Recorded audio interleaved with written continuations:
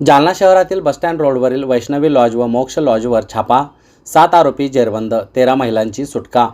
Jalna bus stand रोडवरील Vaishnavi lodge व मोक्ष लॉज येथे सुरू असलेल्या अनैतिक देह व्यापारावर अनैतिक मानवी वाहतूक प्रतिबंध कक्ष व स्थानिक गुन्हे शाखा जालना यांनी संयुक्त कारवाई करत मोठा छापा टाकलाय।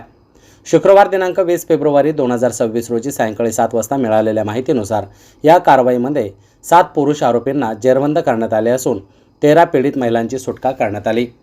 छाप्यामध्ये मोक्ष लॉजचे मालक सचिन नंदू पवार, राहणार वाटूर, तालुका परतूर, जिल्हा जालना व मॅनेजर संतोष भोलेनाथ जाधव, राहणार खरपुडी, तालुका जिल्हा जालना, तसेच वैष्णवी लॉजचे मॅनेजर कैलास रतन कुमार, राहणार सावा, तालुका जिल्हा चित्तोडगड, राजस्थान, हल्ली मुक्काम वैष्णवी लॉज जालना यांना ताब्यात घेण्यात आले।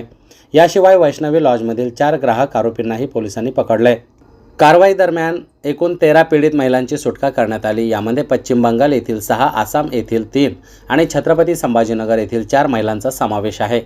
घटनास्थळावरून 81,750 रुपये रोख व इतर साहित्य असा मुद्देमाल जप्त करण्यात आला आहे।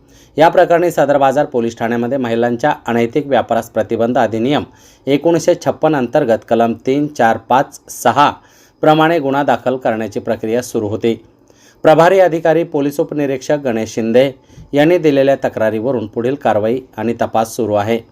ही कारवाई पोलीस अधीक्षक अजय कुमार बंसल, अप्पर पोलीस अधीक्षक आयुष नोपाणी, उपविभागीय पोलीस अधिकारी अनंत कुलकर्णी, पोलीस निरीक्षक पंकज जाधव यांच्या मार्गदर्शनाखाली करण्यात आली। अनैतिक मानवी वाहतूक प्रतिबंध कक्षाचे अधिकारी व स्थानिक गुन्हे शाखेच्या पथकाने संयुक्तरित्या ही धडक कारवाई केली।